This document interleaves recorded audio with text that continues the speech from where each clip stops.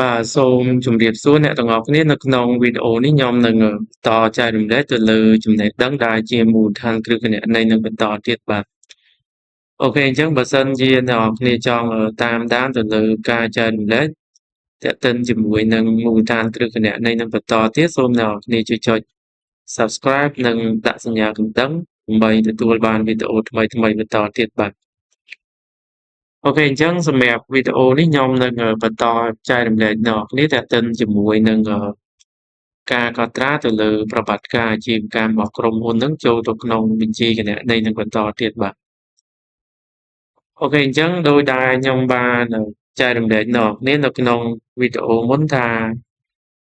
នៅក្នុងមុខវិជ្ជាគណនេយ្យដើម្បីអាចកត់ត្រាប្រវត្តិការអាជីវកម្មចូលទៅក្នុងបញ្ជីគណនេយ្យឲ្យបានត្រឹមត្រូវ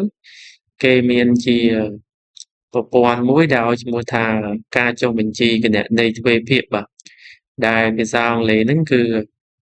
Double Entry Bookkeeping បាទអញ្ចឹងនៅក្នុង Double Entry Bookkeeping ហ្នឹងគេមានកំណត់ជាគោលការណ៍មួយចំនួនដើម្បីឲ្យគណនេយ្យករហ្នឹងបាទគាត់អាចគណនេយ្យករឬក៏អ្នកដែលរៀនជំនាញគណនេយ្យហ្នឹងអាចធ្វើការកត់ត្រាប្រវត្តិការអាជីវកម្មហ្នឹងចូលទៅក្នុងបញ្ជីគណនេយ្យឲ្យបានត្រឹមត្រូវបាទអញ្ចឹងសម្រាប់ Double Entry Bookkeeping ហ្នឹងគឺគេមានជាគោលការណ៍2បាទដែលខ្ញុំបានចែករំលែកនៅក្នុងវីដេអូមុនទី1គឺគេនិយាយអំពីប្រវត្តិការមានលក្ខណៈទ្វេបាទមានន័យថានៅក្នុងមួយប្រវត្តិការអាជីវកម្មគឺយ៉ាងហោចណាស់ក៏មានគណនី2ដែរបាទគឺយ៉ាងតិច2បាទមួយនឹងត្រូវចុះនៅខាងឥន្ធពន្ធហើយមួយនឹងចុះនៅខាងឥន្ធទានបាទដែលភាសាអង់គ្លេសហ្នឹង debit ហើយនឹង credit ហើយសម្រាប់គោលការណ៍ទី2គឺទាក់ទិនជាមួយនឹងច្បាប់នៃឥន្ធពន្ធហើយនិងឥន្ធទានដោយសារតែនៅក្នុងមុខវិជ្ជាគណនេយ្យគឺនៅពេលដែលគេកត់ត្រាប្រវត្តិការអាជីវកម្មហ្នឹងគេ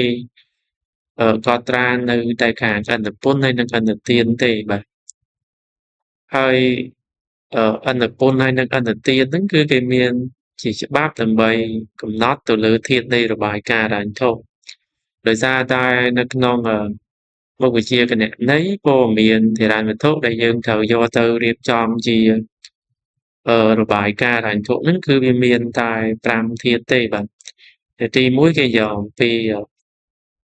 ទ្រព្យសកម្មបំណុលទុនចំណូលហើយនិងចំណាយបាទអញ្ចឹងនៅលើ slide ហ្នឹងខ្ញុំបានកំណត់ជាពាក្យ dealer នេះដើម្បីអឺសម្គាល់ទៅលើធាតុនៃរបាយការណ៍ហ្នឹងបាទហើយដើម្បីឲ្យអ្នកនរគ្នាងាយក្នុងការចាំបាទអញ្ចឹង dealer ហ្នឹងគឺសំដៅដល់ធាតុនៃរបាយការណ៍ហិរញ្ញវត្ថុហ្នឹងហើយបាទអញ្ចឹង D ហ្នឹងគឺសំដៅដល់ dividend បាទ E ហ្នឹង expense ហើយ A ហ្នឹងគឺ asset បាទអញ្ចឹងសម្រាប់ធាតុ3ហ្នឹងគឺនៅពេលដែលកើនឡើងគេចុះវានៅខាង debit បាទហើយសម្រាប់ថយចុះគេចុះវានៅខាង credit អឺ L នេះគឺ liability E ហ្នឹងគឺ equity ហើយ R ហ្នឹងគឺ revenue បាទអញ្ចឹងសម្រាប់ចំណូលគឺសម្រាប់ចំណូលហើយ equity រួមទាំងបំណុលបើសិនជាកើនឡើងគេចុះវានៅខាង credit បាទចុះបើក្នុងករណីដែលវាថយគេចុះវានៅខាង debit អញ្ចឹងអាហ្នឹងហើយវាជាច្បាប់នៃឥន្ធពន្ធនិងឥន្ធទានដែលគេកំណត់ទៅលើធាតុនៃរបាយការណ៍ហិរញ្ញវត្ថុបាទហើយដោយដែលអ្នកនរគ្នាបានដឹងហើយថាសម្រាប់មុខវិជ្ជាគណនេយ្យហ្នឹងបាទទាក់ទិនជាមួយនឹងប្រវត្តិការអាជីវកម្មរបស់ក្រុមហ៊ុនទោះបីជាវាកើតឡើងច្រើនយ៉ាងណាក៏ដោយបាទក៏វាអត់ចេញផុតពីធាតុនៃរបាយការណ៍ទាំង5ហ្នឹងដែរបាទដែលខ្ញុំបានកំណត់ជាពាក្យ dealer ហ្នឹងដែរបាទអូខេអញ្ចឹងកុំឲ្យខាតពេលខ្ញុំនឹងមានជាឧទាហរណ៍បាទទាក់ទិនជាមួយនឹងប្រវត្តិការអាជីវកម្មរបស់ក្រុមហ៊ុនមួយដើម្បីយកមកវិភាគឲ្យអ្នកនរគ្នាបានដឹងទៅលើការកត់ត្រាបញ្ជីគណនេយ្យហ្នឹងបាទអូខេអញ្ចឹងសម្រាប់ប្រវត្តិការនេះគឺខ្ញុំបានវិភាគឲ្យ5ថ្ងៃឯងអញ្ចឹងខ្ញុំនឹងបន្តចូលដល់ប្រវត្តិការទី6បាទ អូខេអញ្ចឹងដើម្បីឲ្យអ្នកគ្នាងាយក្នុងការកត់ហ្នឹងខ្ញុំមានជាជំហាននៃការកត់ត្រាប្រវត្តិការហ្នឹងឲ្យអ្នកគ្នាគិតទៅលើជំហាន3ហ្នឹងដើម្បីងាយនៅក្នុងការកត់ហ្នឹងអញ្ចឹងទី1នៅពេលដែលមានប្រវត្តិការមកយើងត្រូវកំណត់គណនីតើនៅក្នុងមួយប្រវត្តិការហ្នឹងវាមានគណនីអីខ្លះបាទហើយបន្ទាប់ពីយើងបានកំណត់គណនីចេញហើយយើងនឹងចាត់ថ្នាក់ប្រភេទនៃគណនីហ្នឹងតើវាស្ថិតនៅក្នុងអឺធាតុណាមួយនៃ dealer នេះបាទតើវាជាប្រភេទនៃចំណាយចំណូលឬក៏បំណុលអីចឹងទៅគណនីដែលយើងបានកំណត់ចេញពីប្រវត្តិការហ្នឹងហើយបន្ទាប់មកទើបយើងគិតទៅលើច្បាប់នៃឥន្ធពន្ធនិងឥន្ធទានផងបើសិនវាជាចំណាយតើវាកើនឬក៏វាថយអញ្ចឹងណាបាទបើសិនជាចំណាយកើនយើងចុះវានៅខាងdebit ចឹងទៅបាទអូខេអញ្ចឹងកុំឲ្យខាតពេលខ្ញុំនឹងវិភាគប្រវត្តិការហ្នឹងឲ្យអ្នកនរគ្នាបានមើលទាំងអស់គ្នាបាទអញ្ចឹងគេថាថ្ងៃទី6ហ្នឹងតារាហ្នឹងគាត់បានចំណាយប្រាក់បៀវត្សបុគ្គលិកហ្នឹងគឺ150បាទដុល្លារហ្នឹងជាសាច់ប្រាក់អញ្ចឹងសម្រាប់ប្រតិបត្តិការនេះនៅពេលដែលយើងវិភាគគឺវាមានគណនី2ដែលយើងកំណត់មកគឺមានគណនី2ទី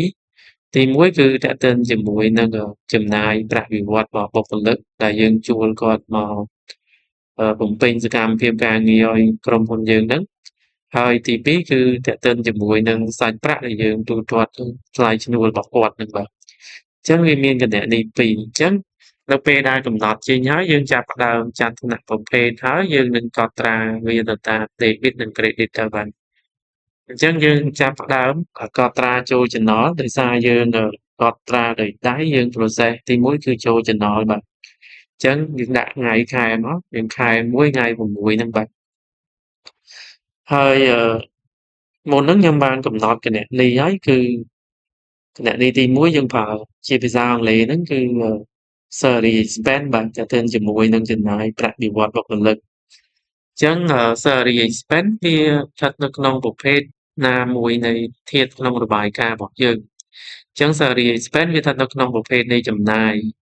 អញ្ចឹងនៅពេលដែលក្រុមហ៊ុនមានចំណាយប្រាក់បៀវត្សបុគ្គលិកវាធ្វើឲ្យចំណាយរបស់ក្រុមហ៊ុនហ្នឹងកើនហើយអញ្ចឹងចំណាយកើនគេចុះវានៅខាង debit បាទអញ្ចឹងគេចាប់ផ្ដើមចុះគណនី salary expense នៅខាង debit 150បន្ទាប់មកទៀតសម្រាប់ការទូទាត់បៀវត្សហ្នឹងយើងទូទាត់ជាសាច់ប្រាក់អញ្ចឹងសាច់ប្រាក់យើងអាចប្រើគណនី cash on hand ក៏បានឬក៏ cash sate ក៏បានដែរបាទអញ្ចឹងដោយសារតែខ្ញុំកំណត់យកគណនី cash អញ្ចឹងគណនី cash ហ្នឹងវាស្ថិតនៅក្នុងប្រភេទអីគេបាទអញ្ចឹងសម្រាប់ក្រុមហ៊ុនគឺគេចុះវាជាប្រភេទនៃ asset បាទអញ្ចឹងនៅពេលដែលយើងមានការទូទាត់ប្រាក់បៀវត្សបុគ្គលិកវាធ្វើឲ្យ asset យើងហ្នឹងថយហើយបាទអញ្ចឹងយើងត្រូវកត់ត្រាវានៅខាង credit អញ្ចឹង asset បើថយនៅខាង credit អញ្ចឹងយើងប្រើគណនី cash ហ្នឹងគឺនៅខាង credit បាទដោយសារតែ asset យើងថយបាទព្រោះយើងទូទាត់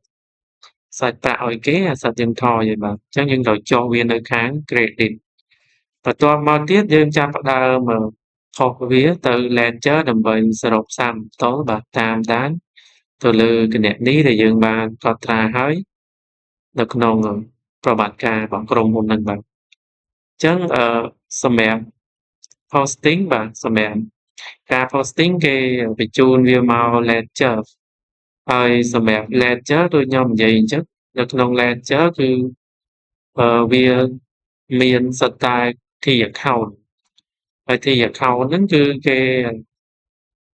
បង្ហាញហ្នឹងគឺដើម្បីគឺតំណាងទៅលើគណនីហ្នឹងបាទដើម្បីបង្ហាញទៅលើទឹកលុយដែលយើងបានកត់ត្រាទាក់ទិនជាមួយគណនីហ្នឹងអញ្ចឹងគេចាប់ផ្ដើមposting វាមកที่ account បាទអញ្ចឹងសម្រាប់ที่ account ដូចគ្នាសម្រាប់ที่ account វាដូចជាអក្សរ T អញ្ចឹងហើយយើងគ្រាន់តែដាក់គណនីហ្នឹងបាទ